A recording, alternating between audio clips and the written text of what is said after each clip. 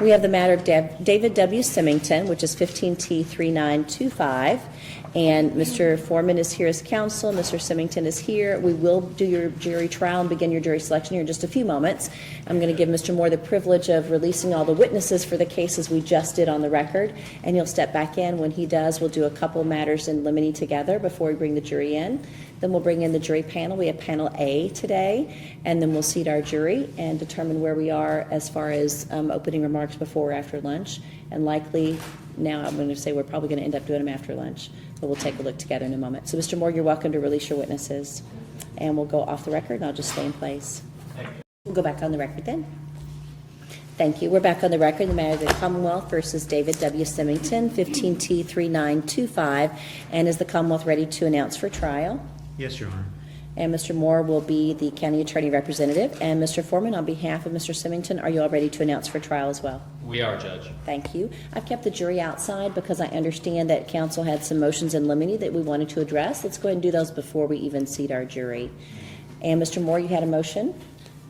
Yes, Judge. Just a motion pursuant to Payne v. Commonwealth that the defendant or any witness on his behalf or his counsel be precluded from making any statements which regarding any collateral consequences, future consequences, be it related to the employment or career or anything else of that matter. And I think that's appropriate under that case law. And Mr. Forman, your response? No objection, Your Honor. There will be no mention of such consequences of my client's future. Thank you. We'll note that and enter the order. And Mr. Forman, you had motions. I did, Judge, and before we get to that, I just have a quick question. On that night, we have a dispatch audio that how can the court play that so that I'm aware when the time comes for it to be played so that the defense can enter into evidence that the prosecution will not be? You're welcome to use any of the equipment that is here. There's a monitor that, while we use it for video arraignment, it is a typical monitor, as it has the hookups in the back if you want to put a computer to it. We also happen to have in the courthouse, I believe it's just a VCR. Does it play DVDs or only VCRs? It may play both, but you're welcome to use any equipment that we have available. What we have is literally right there. So before it comes time to play, if you need a break to be able to see how to use that, I have zero knowledge. It's just available because we use it for video arraignment, and you're welcome to use that. Okay, thank you, Judge. I have several motions. The first one is very simple. I'm asking to sequester all witnesses who are not supposed to be in the courtroom while testimony is being presented. And does the Commonwealth have a representative to claim that will be at counsel table? Yes, Judge. Lieutenant McLeod be the representative at counsel table. Certainly. So we're allowed one representative at counsel table, and that will be Lieutenant McLeod when that time comes, and then the others will remain outside. But we have one other, so I think it probably easy to sequester. Okay, we'll do so. Yes, granted. My second one is with regard to O'Brien v. Commonwealth. I'm requesting that the prosecution not mention any other potential charges or convictions or any other case, amended or not amended, be mentioned by the prosecution about my client in this case, because it is unduly prejudicial. It is distracting to the jury. They only need to hear exactly what happened on this particular case and nothing more. Was there any intention of that in the Commonwealth? No, Judge. We've not filed any 404B notice. We don't have any plan to introduce any other convictions or charges. And it would appear as though there's nothing about the nature of these charges that would require, for example, it's not a suspended license based upon some other conviction. So that would be appropriate then to grant that request. Thank you, Judge. Well, except to the extent that if that's the law, I don't know we need preliminary rulings on what the law is. So I'm just setting the record straight. That's Again, it's much like our issues that we just discussed with Payne. It just keeps everyone on notice. Next, Judge, pursuant to Green v. Commonwealth and KRS 189A104, subsection 2, simply requesting a standard no mention of the preliminary breath test that was administered at the scene. I believe the citation notes it. I ask that no officer that has witnessed it make any mention of it, and that it may not come into the record pursuant to KRS and Green v. Commonwealth. And the Commonwealth's response? Judge, I don't intend to ask the officer any questions regarding the preliminary or portable breath test, I think the law includes the mention of a reading of a result. I don't know that it includes the mention of it being administered, but I don't intend to elicit any testimony about it at all. Okay. And I don't know whether or not there is a video of a stop in this case? There's not. So we're not worried about redacting anything from a video? Okay. And we'll just, I believe both your witnesses are in the courtroom, so we'll just acknowledge, even though historically, when you review memory, it occurred, it just simply is something that will not be mentioned during the process of trial because it's not admissible evidence at trial. Granted? Thank you, Judge. I have two more. One is pursuant to Worth, the series of cases, Worth, Roberts, and Hadaway, that basically outlined the procedure that the Commonwealth must take until they're allowed to mention what the breathalyzer result was to the jury, meaning they may not do so in opening until a proper foundation has been laid, until all the proper testimony by the officers themselves been presented from the witness stand. So essentially it's precluding the prosecution from jumping the gun and talking about the number itself during opening. And Mr. Moore, your response? Well, Judge, I think that I can preview whatever evidence I think is going to come in. I understand the foundational requirements for introducing the result, but either I'm able to do it or I'm not. Either I'm able to do what I say I'm going to do, or there's some problem and I'm not able to. So I don't think that's proper motion for a motion in limine. Do you have a citation that you want to direct me to that says that they cannot use it in opening? Typically, a prosecutor may make a strategy decision about whether or not they want to offer up a number because they run the risk of not being able to support what the evidence may be and having the jury find them to be incredible. And so that some prosecutors will give a number, some prosecutors will not give a number. But if you'll give me a citation that says they cannot mention in opening the number, I'll be glad to look at it. I'm just not aware of one. Certainly, Judge. Commonwealth v. Roberts, 122 Southwest 3rd, 524, on pages 526 and 528, there's discussion that before any kind of evidence, and I'm just summarizing it here in my motion, before any kind of evidence is admitted or mentioned, the proponent of that evidence, namely in this case is going to be the prosecutor, must elicit testimony and the background of that evidence and lay a proper foundation for the breath test to be admitted into evidence. So until he has an individual that says, yes, I was certified, yes, I was trained, yes, I followed proper procedure, yes, I followed the procedure of the maintenance records and the maintenance of the machine, everything was followed, then and only then does Roberts allow the prosecution to have that number entered into evidence. Okay. And Mr. Moore? Of course, there's nothing in opening is admitting anything into evidence. It's not evidence. I'll look at it over the lunch break so that we'll make confirmation as to what that says and the totality of the case itself. It's not one that I've used to do limiting opening because an opening is a preview of what is an expectation to be admitted. But I'll take a look at it before I make that ruling. Okay. Thank you, Judge. And then the last? And the last one is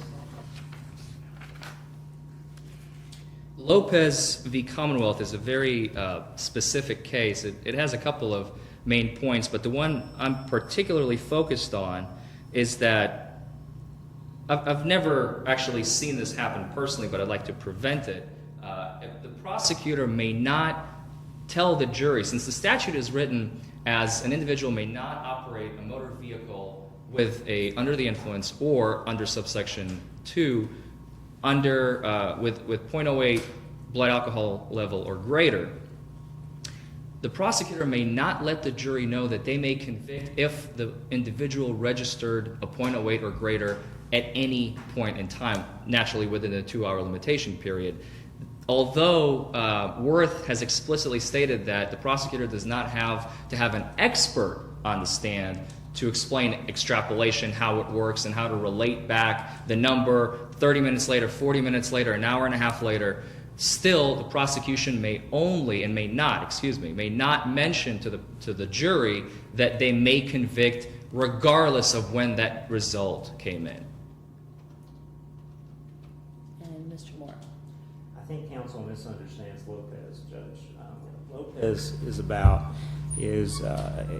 the problem was a prosecutor arguing that it doesn't matter whether the person was under the influence or impaired at the time they operated the vehicle. All that matters is that they blew 0.08 or higher within 2 hours. So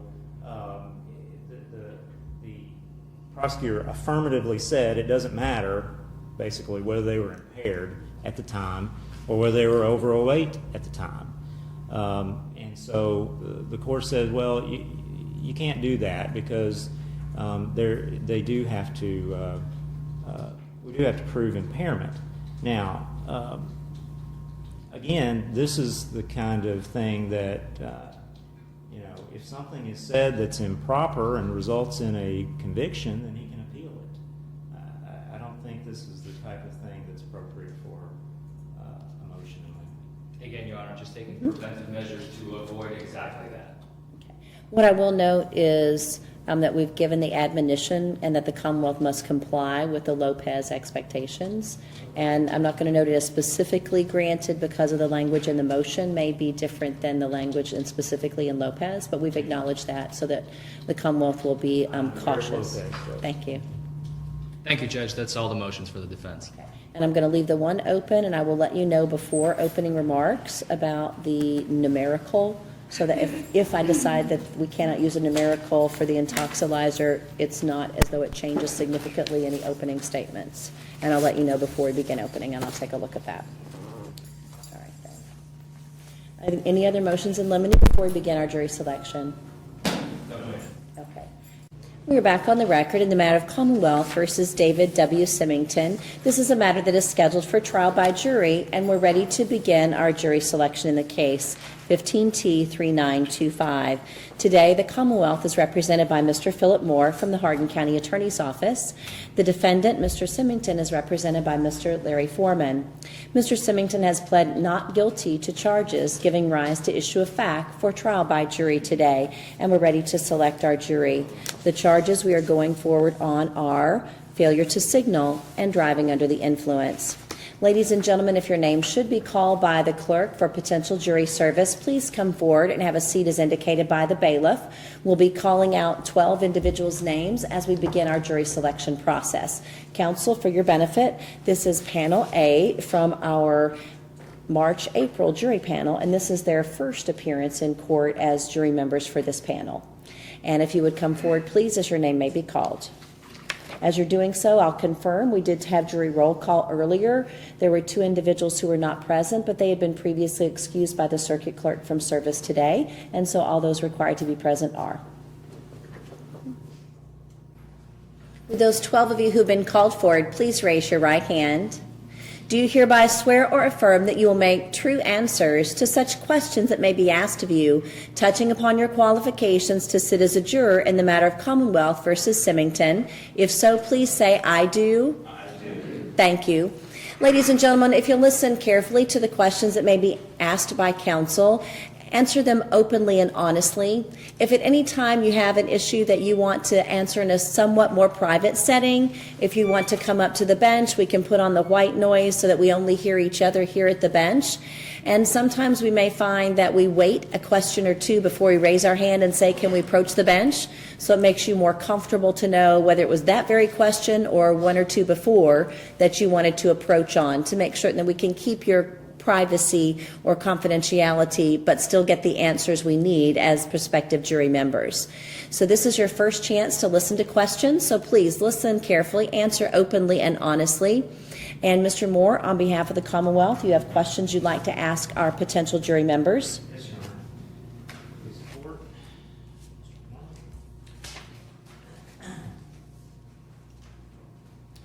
Good morning. Barely. I always say if the first thing the prosecutor says to you is good morning, and that's a good sign.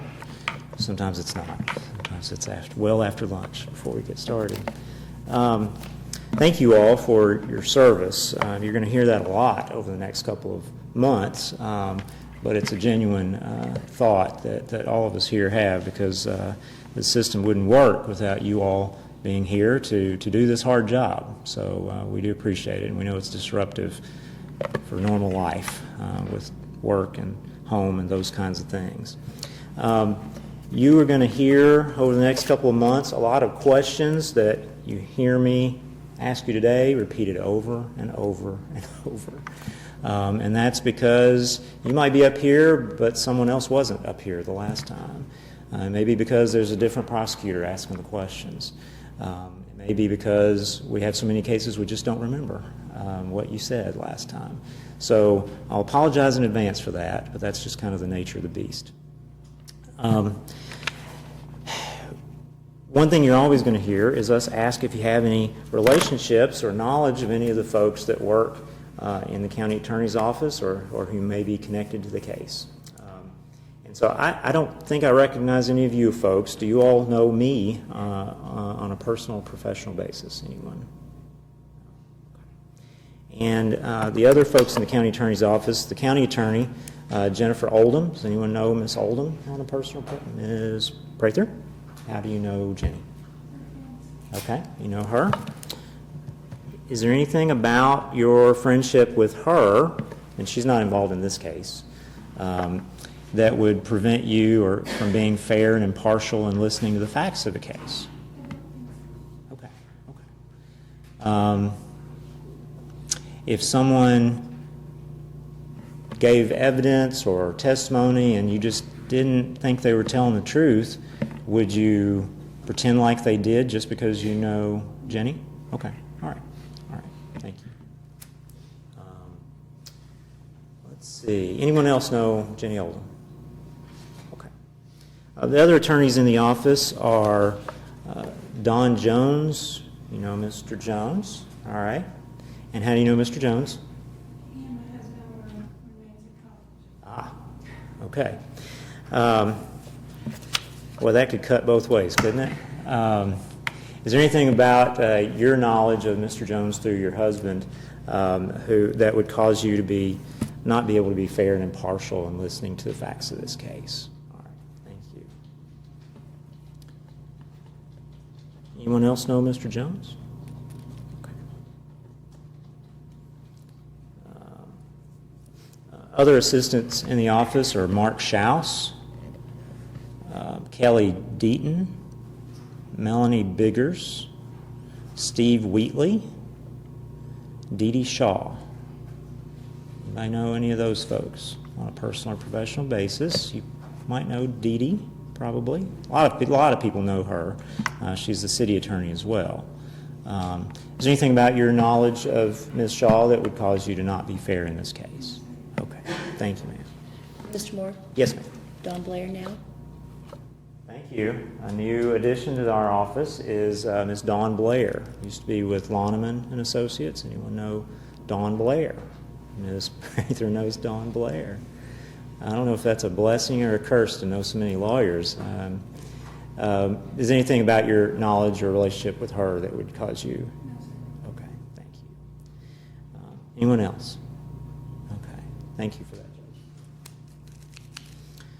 All right, now, as Judge Shumate's already said, it's important that you answer these questions honestly, and if it's something you don't feel comfortable talking about in front of this larger group, then just let us know, and we can approach and talk it over with the white noise going through the speakers, because it really is important that we have honest answers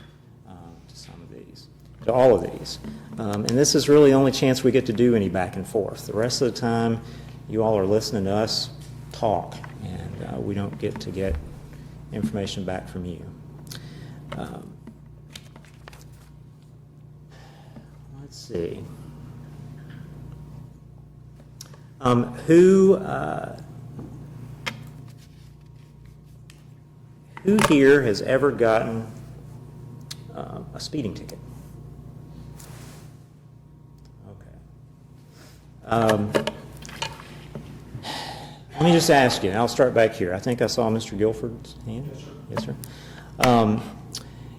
Was that here locally or elsewhere? It was on, sorry, it's on Ring Road, Okay. Okay. Was it very long ago? almost 20 years. Okay. Was there anything about that situation where you felt like you were just treated unfairly by either the police officer or the court system or anything like that? Okay. Okay. All right. Anyone else? You see where I'm going with this. Anyone else have an experience where you felt like, I mean, it's not pleasant, it's expensive, but, I wasn't necessarily treated unfairly? Are most of you in that category? Everybody felt like you had to face the music and that's the way it was? Anybody feel differently? Anybody feel like, it was a bad deal and I was treated unfairly and it just wasn't right? Anybody feel that way? So, anybody? Okay. Well, let me expand that out a little bit. And again, if this is something we need to go up here to talk about, then let's do that. Is anyone here who maybe you or a friend or a family member, anyone like that, has been involved or in a DUI case, driving under the influence? That's what's here before you today. Mr. Tamborelli, would you like to talk about that up here, or you feel comfortable? Okay. What was that circumstance, sir? Okay. So you had a friend charged with driving under the influence? Did that happen here locally, or? It happened towards Bowling. Okay. It was back in college. All right. So a year or two ago, right? Was based on what you know about that and what your friend had to go through, was there anything about that you feel like, man, he got a raw deal, was treated unfairly? No, not really. Okay. Anyone else know anyone, or maybe even you yourselves gone through anything like that? All right. Well, anyone here who's ever lost a loved one, or someone who's lost a loved one in a DUI-related accident? Anybody? Sorry, Miss Milliner. A friend of mine lost her grandparents to the DUI. What was that here locally? No. Okay. It was back in Pennsylvania where I'm from. I see.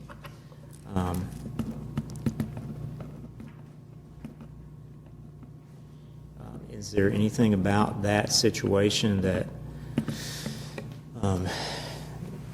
you think it would be difficult for you to be fair and impartial to both sides in this case? Okay. Anyone else? Mr. Kimberly. It's kind of the same thing. My wife knows more people than I do because I'm not originally from here. And she just knows quite a few people, and I know of them through her, but they don't really impact me personally. Right. You know, Right. You're aware of that. I'm aware of kind of their missteps and, the kind of the backstory of it, but nothing like closely personally related to me. Right. Okay. Thank you for that. Is there anything about that you think would cause you to be unable to be fair and impartial? All right. Thank you. Were there any other positive responses to that question? All right. Now, who knows what the quote-unquote legal limit is for DUI in Kentucky? Anybody know? Hear that on the news? It's crazy. 0.08, Ms. Collins, is that what you were going to say? Okay. 0.08 blood or breath alcohol content. Anybody else heard of that? Okay. Is there anybody here who feels like it's too high? It's not fair. Anybody feel like that? Anyone feel like just the DUI laws are too harsh? Ms. Gray, I saw you shake your head no. Tell me what you think about that. Okay. Why?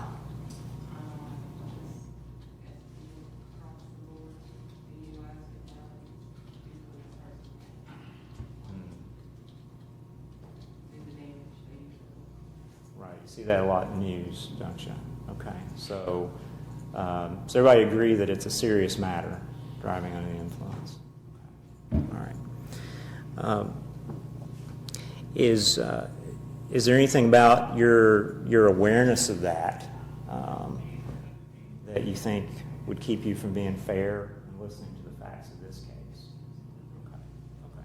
And I'm sure Mr. Foreman is going to tell you it's my job to prove the case.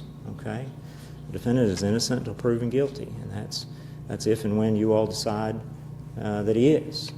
If we've met our burden to prove the case beyond a reasonable doubt. Okay, everybody heard that? Prove the case beyond a reasonable doubt. Everybody heard that? Okay. Tricky thing is nobody can tell you what that is. That's for you to decide. Okay. All right.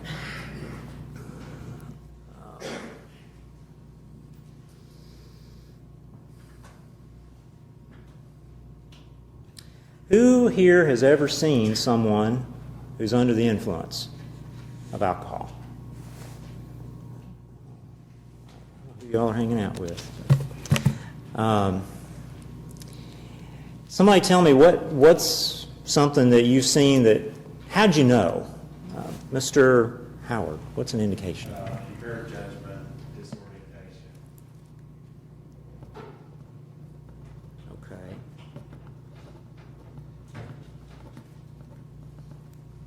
What else? Okay. Ms. Leitzel? Did I pronounce that right?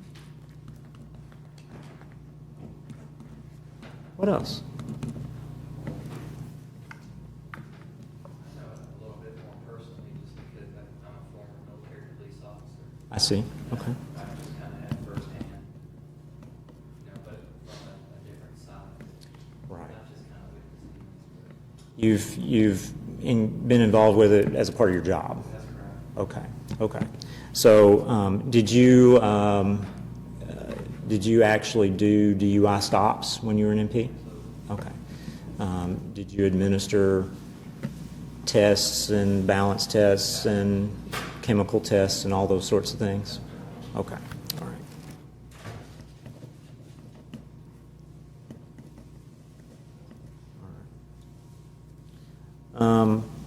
So you've had special training in that? Okay.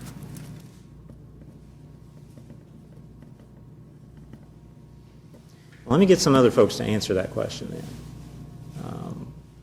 Any other things you, just as a layperson, would notice for someone who's impaired?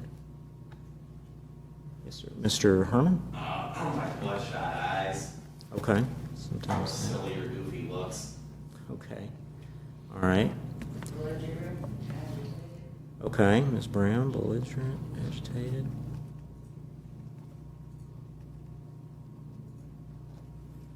Okay. So we've had several things mentioned. Are there ever any effects of alcohol that you don't necessarily see?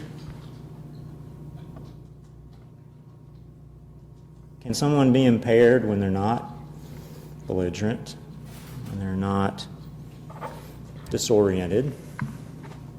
Are there any unseen effects of alcohol, you think, that might affect driving?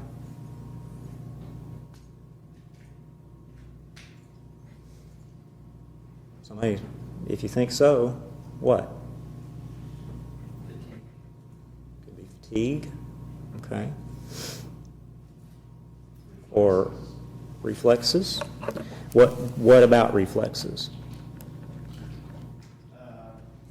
Perhaps not going to all procedures that you normally do if you drive. Okay, so it might affect those. Okay. Good. Just judgment overall. Okay. Okay.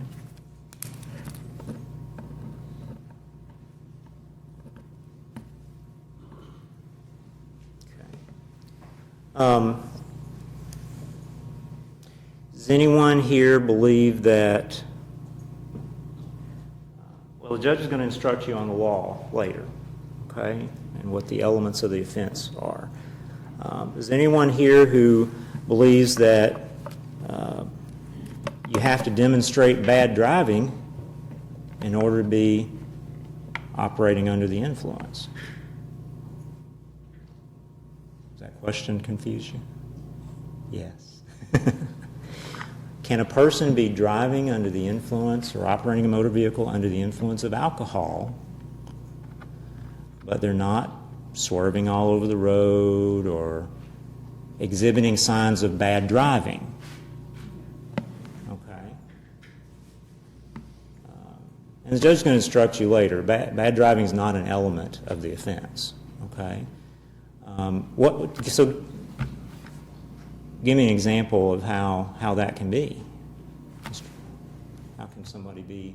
I've just personally witnessed cases where it's not necessarily bad driving, but it's incredibly slow driving. It's overly cautious, things of that nature. It's not really bad. They're not swerving. They're not running people off the road, or it's almost as if it's exaggerated in the other direction. It's overly cautious, braking far too early, things of that nature. Not necessarily bad, it's just Right. Okay. a little bit too much thought into it, I guess. Okay, and it might have to do with how much you observe, right? Can someone under the influence hold it together for a short distance? And maybe if you observe them on a longer distance, maybe they would, maybe they wouldn't. Does that make sense to everybody? Traffic safety checkpoints. There's not one of those. Roadblocks, police roadblocks. You've heard of people coming to a roadblock and then it's determined that they're under the influence. Everybody heard of those kind of situations? Okay. All right. Does anybody here feel like that's not appropriate because the officer didn't see them driving badly? Everybody okay with that? Officer makes contact with them, discovers they're under the influence, even though he didn't see bad driving. Okay. Anybody feel like that's just wrong? You can't do that. They got to be all over the road. Anybody feel that way? Okay.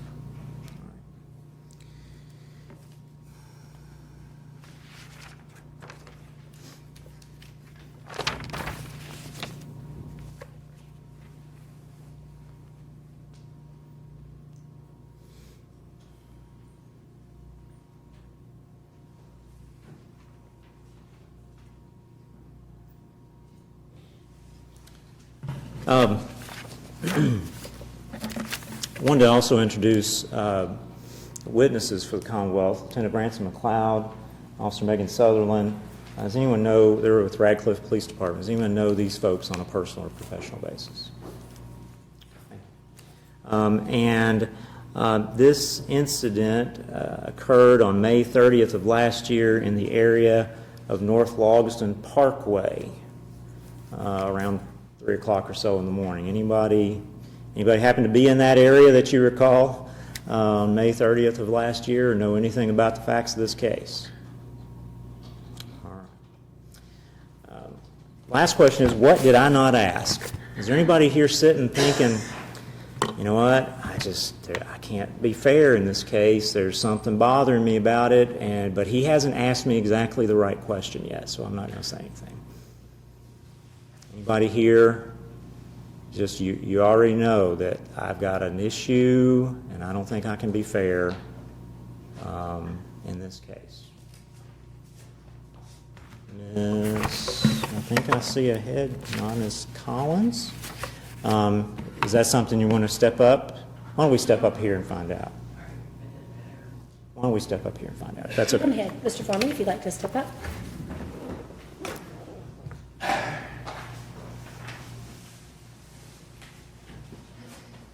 Now I get to say good afternoon.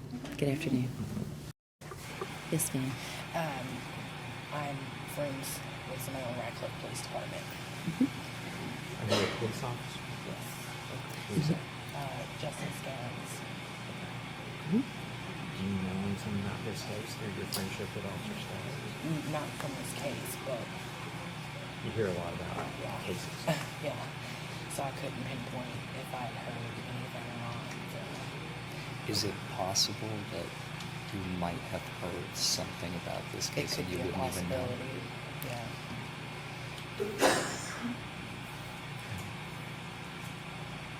I guess the broader question is, because of that personal relationship, do you believe that you can be fair and impartial, knowing that it's the Radcliff case, or do you believe that that puts into question how you might hear the evidence? Yeah, I prefer not to because I don't think I could be fair about that. Okay. Mr. Moore? I think she made it clear that she cannot be fair, and I fear that she may know something about this case, Judge, without even knowing that's too much of a risk. I doubt she knows anything about this case, but if she's feeling like because of her information about Radcliff cases in general, that they may bleed over into what she's considering in this matter. That's not a problem. You'll have plenty of times in the next 2 months to try cases. And as you watch the jury process, you may be able to compartmentalize what you know and who you know as compared to those particular circumstances. So this won't exclude you from every DUI, it won't exclude you from every Radcliff case. But for today, especially on your first day of service where you're trying to figure out how do I separate those thought processes, it's probably best that you not have to sit through this one. So I'm going to excuse you. And that means that you're going to get to go sit over this way, but don't leave till everybody is excused and the jury's seated. Thank you. Thank you, Judge. I'm going to allow Ms. Collins to be excused from service on this particular case and ask that the clerk remove her name and place another in that spot. As you all remember from your orientation, I told you that there might be a time when someone would leave the jury box and you would have to come over, and that's what this looks like. 293 Kelly Denson.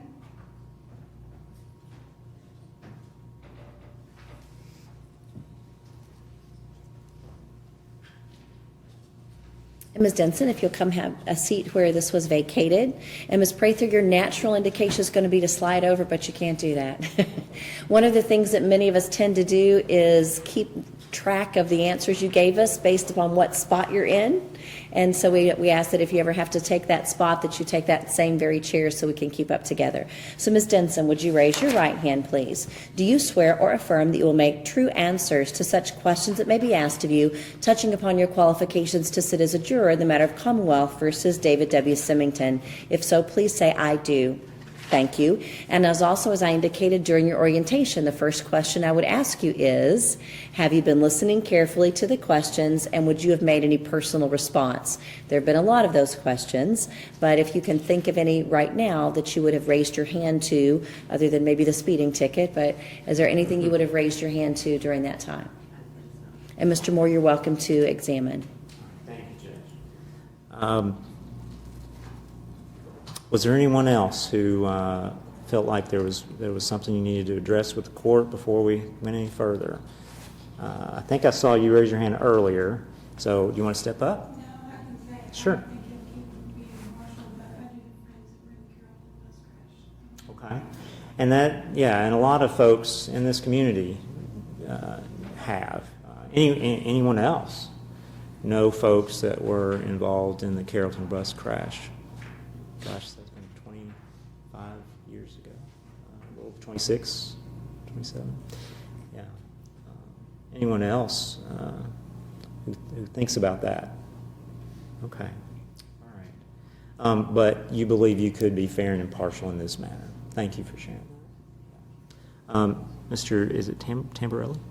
Yes, sir. Did you want to come up and we can discuss that? Okay.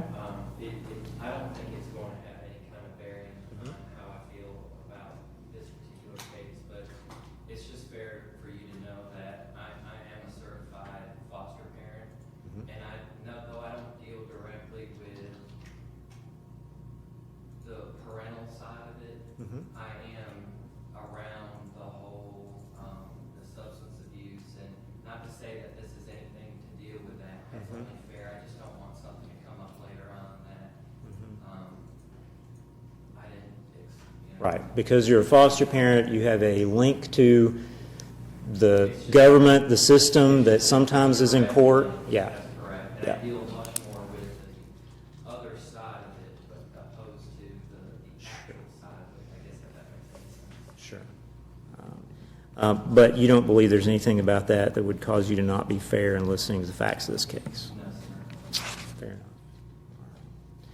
enough. You all have been really, really patient. I will tell you some jury selection times will be longer than that. Some will be shorter.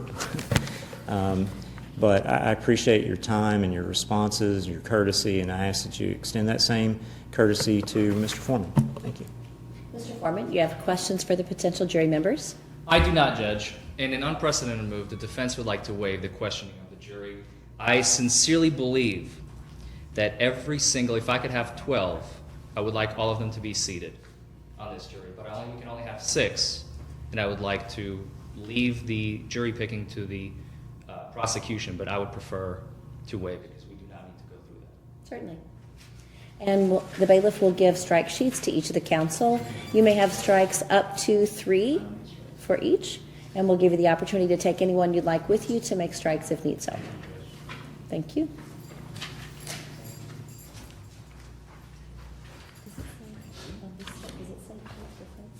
With those 6 of you who've been called up, please raise your right hand.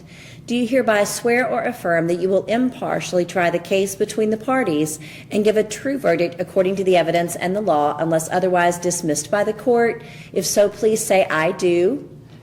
Thank you. Remember, you will be the 6th for this case. If you have a seat just where you are for just a moment.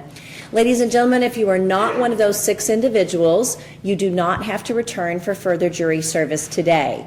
This is an open case, and so if you have already scheduled your day out to have jury service and you want to come back after lunch and watch the trial, you're welcome to watch any portion of that trial. It is not a confidential case today. Tomorrow's work will be panel B. They do have 2 guardianship trials as well as 1 criminal trial scheduled, and so I'm anticipating that they will come in, and so I expect panel B will be here tomorrow. I'm not aware of any need for circuit cases or extra jurors from your panel. Call tonight to be sure after 4:30, but I think you're going to be off the hook for jury service tomorrow for your panel. On Friday would be the next opportunity for jury service, and right now we have 6 cases that are scheduled for Friday. So I would call on Thursday night expecting to hear that we'll need panel A on Friday at 10 a.m., much like today. There are no jury service on Monday in district court. If there were a trial for the hospital, we would probably know it by now, so it is not likely that you'll have a Tuesday hospital service, but next week, again, you're up for the potential of Wednesday, Thursday, and Friday. So again, call each night after 4:30, as I'm sure you did last night to get you here today, but perhaps that will help you with your personal calendar along the way. Also, after the lunch recess, those of you who are the 6 that will be hearing the trial, if you'll come back and just put yourselves on the first row of our jury panel. Once you've been seated and are the 6 individuals, if you purchase a soft drink or a water, the coffee that you bring back with you, you can keep those in the jury panel. During the early morning call, when everyone is on the other side of the bar, then you be sure not to have any food or drink. But once you're that captive audience for the afternoon, you can bring that back with you from lunch or during any recess that you may have. If you need that liquid to keep you going through the afternoon, you're welcome to do so. Also, during any time of your service, if you have a need, I call it personal convenience, but if you need a moment to find the restrooms or to step outside, you will find that my attention gets very focused, whether it's with the folks who are in the witness stand or attorneys that may be arguing, and I tend not to keep a good eye on my jurors, and I apologize, but it's the way my attention focuses so directly.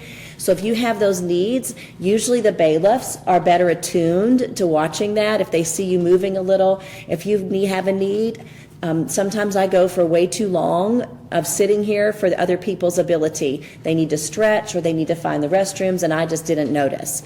So please, if you'll give the bailiff a hands up, they'll say, Judge, we need a recess. And they won't ask the why. They'll just say, we need a recess, and I'll be sure to give everyone the chance to stretch their legs and step outside. So please, if I miss that, let the bailiffs know, and they're much more attentive than I am to those needs. Also, I would remind you when you come in for your jury service Sometimes we feel like this is a big courthouse, but when you start looking at individual cases, there may be several people in the immediate lobby area or in the courtroom area during a recess, or especially during a lunch recess. Make sure you do your best to keep yourself away from anyone that might be a witness or a defendant. If you inadvertently overhear a conversation and it sounds like it's got to do with the court case, just step to the side so that you don't make yourself inappropriate as a jury member. I say that as we're getting ready to go to a lunch recess. There are lots of places to go to lunch in this downtown area. You may not see anyone here, but take just a moment and look at who the parties are. Do not speak with anyone on any subject connected with the trial. Do not form or express any opinion, and preferably have no contact with any of these persons during those recesses. The attorneys know specifically not to come even to say, did you have a good lunch? Because they know they don't want to do anything that would keep you from maintaining that responsibility as a juror. They're not trying to be disrespectful. They just want to make sure they've kept that distance so they can preserve you for your jury work. So I just want to warn you ahead of time. The officers, the parties, the attorneys won't have any contact with you. Even if you happen to park next to each other in the parking lot, they may not even nod, just to make sure you get to keep your spot as that jury member. So if you'll keep that in mind as you come through your jury service. And we should be ready then for our lunch recess. Counsel, I'm thinking 1 hour, 1:30 on this clock. Is that adequate? Okay. During that recess, remember, do not speak with anyone on any subject connected with the trial. Do not form or express any opinion thereon. If you're one of the 6 members that was sworn to reappear, 1:30 on that clock in the front row. Anyone else that comes back just to watch court, you're welcome to watch any part of that court that you desire. Once you're out here, you can come and go as you please. If you come back because you can only stay for an hour, then just slip out when you're done. If you have a work excuse and you need a specific time on it and you're excused for the day, slip up to Ms. Tasha. She'll give you that time before you leave, and we'll see you in 1 hour. All right. Thank you. We are back on the record in the matter that concerns Commonwealth versus David W. Symington. For those members of our jury panel, can you assure the court that during the lunch recess that you did not speak with anyone on any subject connected with the trial, that you did not form or express any opinion? Is that a true statement? Thank you.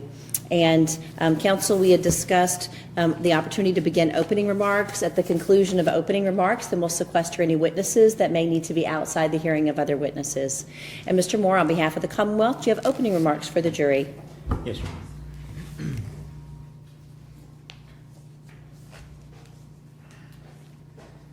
Ladies and gentlemen, the case we have to present to you today is a case where the individual is charged with failure to signal and driving under the influence.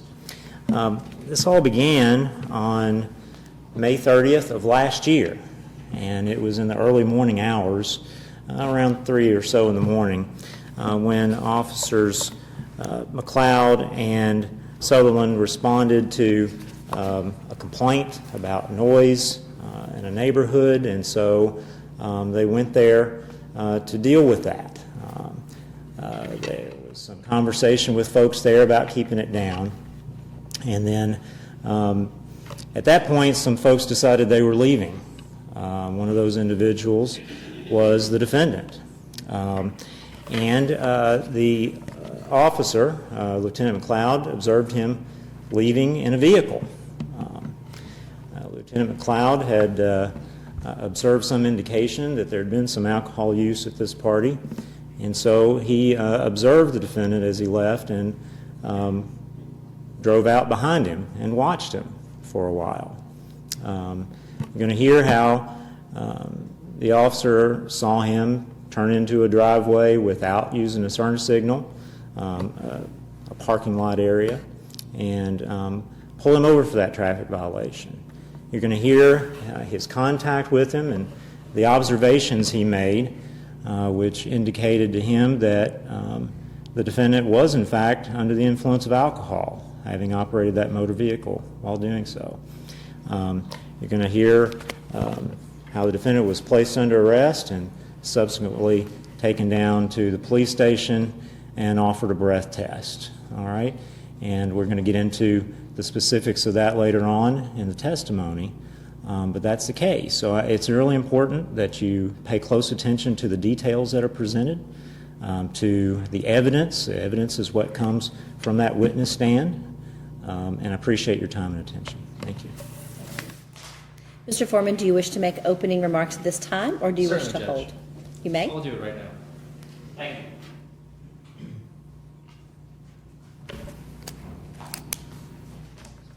If I may just move this podium to the side a little You bit, may. Judge.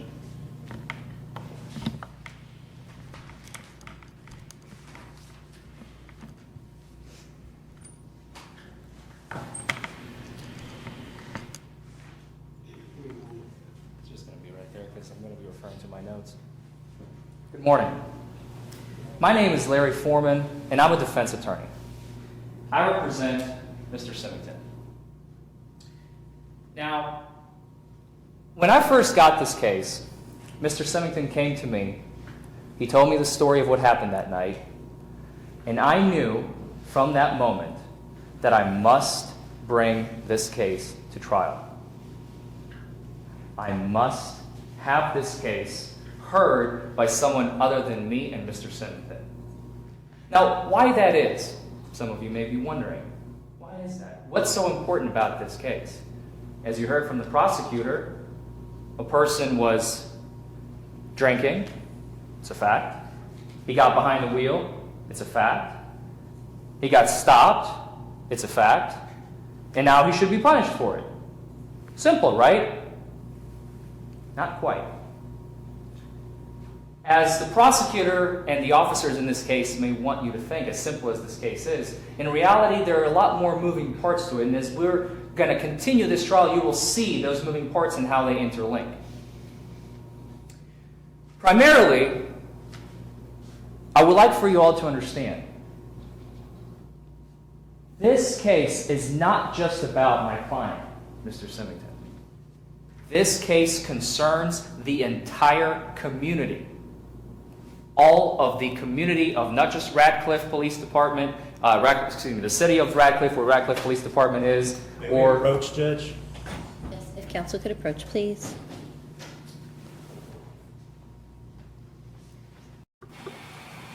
Judge, one, this is opening, not argument. Two, that I think crosses the line of telling the jury that they are the conscience of the community. We are not allowed to do that. They are not allowed to do that, and I think it's improper for opening. And the argumentative nature of what he's saying is improper for opening as well. Your Honor, I think it is completely appropriate, as Your Honor will see, and the jury will see, and Mr. Moore will see throughout this case. This case is much more than just about Mr. Symington. We are talking about his case, and his case will be discussed momentarily when I get to the facts of that. But right now, I'm giving the jury a preview as to what they're going to see. So where would that evidence be? What evidence is it that will support that? The fact that the officers were at the party and they made certain actions that were unlawful.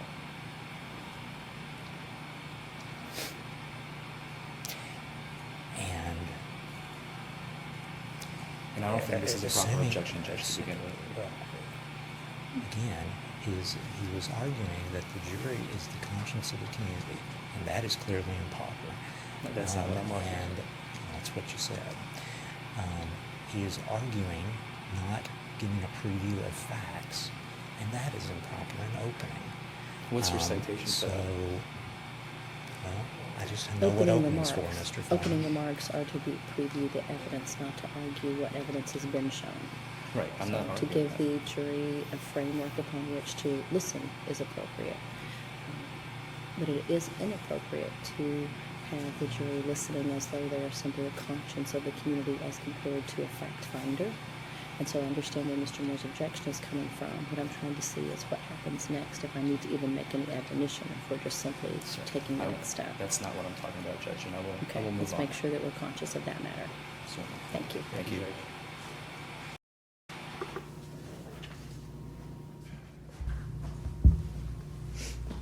Before we get to the facts of this case, I have one more important fact to mention. In our system, there are two types of violations. There are the open and obvious ones. Someone commits a crime, They get caught for it, they get punished. Easy. But aside from the open and obvious ones, there are also the hidden violations.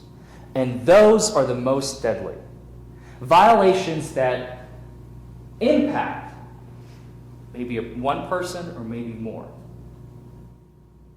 And it's those types of violations that when they spread the tentacles of danger, that's when people need to act. But in order for that to happen, someone needs to come along and say, stop. What you are doing is a violation of the law. You are not allowed to do this. And until that person comes along, no action will be taken. And that is the main theme of our case. On May 29th, bleeding into May 30th of 2015, there was a party at 1204 West Lincoln Trail Boulevard, as you will hear. A bunch of youngsters and youths and getting together, listening to music, dancing, partying. This is their apartment.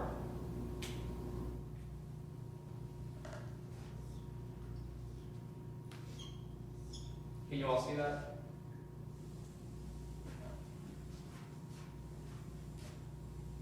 Would you like to move so you can see it? I can't see it. I'm wondering if everybody could see it, if maybe it were over there, but Can everybody see this? Yeah, you feel like it's real. can you see it? I can. This is the apartment at 1204 West Lincoln Trail Boulevard. Where Mr. Symington is, and some of his friends, people he knows, people he doesn't know. And they're all hanging out, having a good time. At some point during that night, they, unbeknownst to them, have disturbed a neighbor. This is our neighbor. Neighbor calls the police on them. Police arrives. They ask them, keep it down. If we have to come back one more time, everybody's out of here. No problem, officer. They turn the music down. They comply with the law. They do what is asked of them. However, this neighbor was already in pins and needles at this point. They were agitated. They were aggravated. Their sleep has been disrupted. I mean, I would be aggravated if somebody did that to me. So, for reasons that we cannot explain, I was not there, I don't know, but I believe because of the fact that the neighbor was so agitated, they call a second time, about an hour later or so. And this time the police show up with several cruisers outside the house. This time,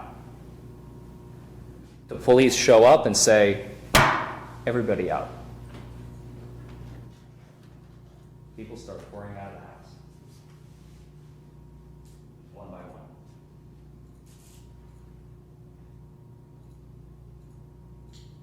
All I've discussed so far sounds very common and typical from a common sense point of view. The only problem is, we're in a court of law. And in a court of law, we must look at the law. I'm not saying ignore common sense completely, that would be ludicrous. But in our situation, and when we're talking about the law, it must give way. Common sense must give way to the law. So, let's re-examine our set of facts under the law, as we will see.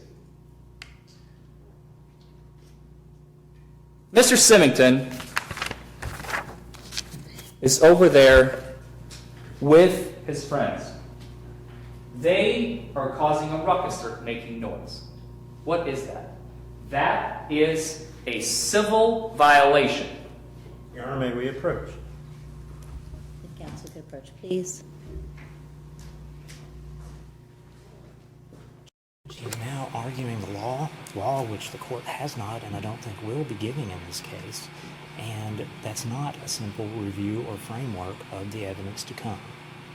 I don't know if he plans to take the stand and relate law to the jury that the court is not relaying as part of a DUI case, but this is entirely out of bounds.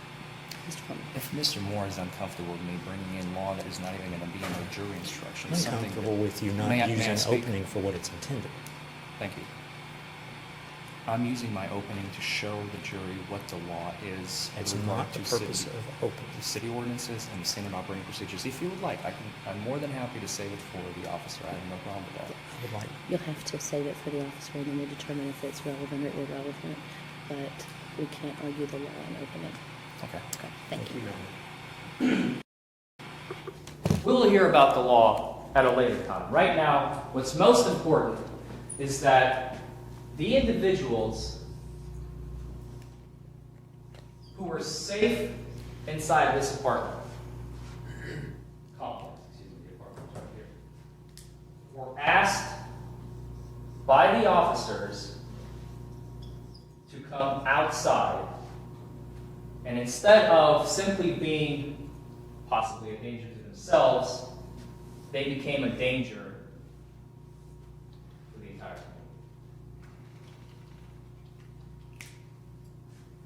community. You will hear in this case that Mr. Symington had 2 glasses of wine early on, back to back. At some point later on, the police show up. They ask everyone to be quiet, as I've said. They come back a second time, but right before they come back that second time, and possibly what caused the ruckus, they ran out of alcohol very early on in this party. New alcohol arrives. It's a bottle of VSOP brandy. That is possibly what caused them to get all riled up and wake the neighbor. I'm not ruling that out, but I'm not sure that's the exact reason for the second time the officers showed up. Right before they show up, he takes 5 shots of the VSOP brandy. Pretty much they all do. They're all taking them down like as quickly as they possibly can. I guess before it disappears, I don't know. And about 5 minutes later, there are officers at the door. Everybody get the hell out.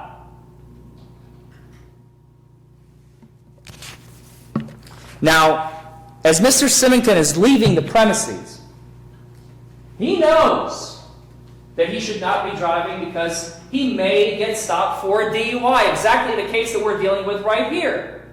He doesn't want to drive, even though he is fine. This is important. He asks, as he's exiting outside, he is asking the officers, I don't want to be driving. I don't want to be driving. I want to stay here. Can I stay here? Nope. Gotta go. Everybody's gotta go. Out.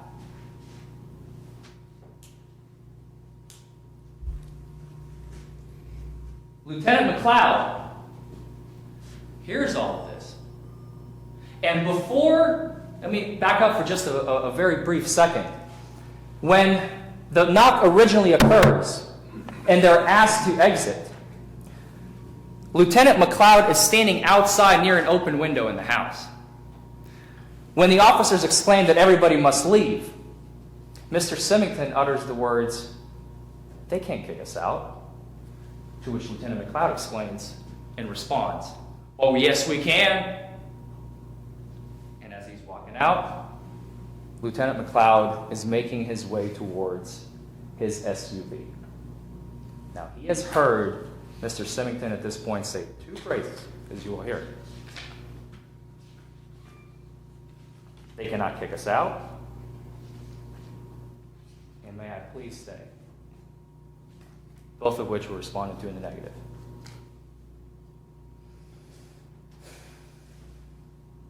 As he's making his way, Mr. Symington, that is, excuse me, as Mr. Symington is making his way to his car,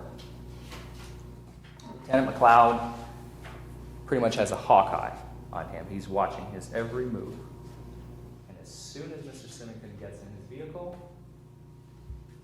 Lieutenant McLeod backs up and glues himself to Mr. Symington's tail, following him for about several minutes. Not sure exactly how much. And this whole time, and remember this, folks, he has heard what Mr. Symington has said. He did not investigate. He did not give him field sobriety test at that point. He waited for him to get in his car, start driving, and then catch up to him. Wait for him to make a violation. As you will also hear, you may have already heard the prosecutor allude to it, Mr. Symington was stopped for a moving violation. He failed to signal as he was approaching his house. So the lights went on right as he was pulling in to his driveway. Lieutenant McLeod will admit to the fact that he pulled the only violation, the only moving violation or non-moving violation that he saw. He ran his tags, he ran his license, he ran his registration. He was trying to get something to get this guy. But he couldn't. He had to sit and wait for him to make a violation as he was driving behind him. Finally, he saw his moment. Boom. And he got him. He gave him field sobriety tests, which he did perfectly, and he was arrested. So if I can summarize this whole case with but one word, and one word alone,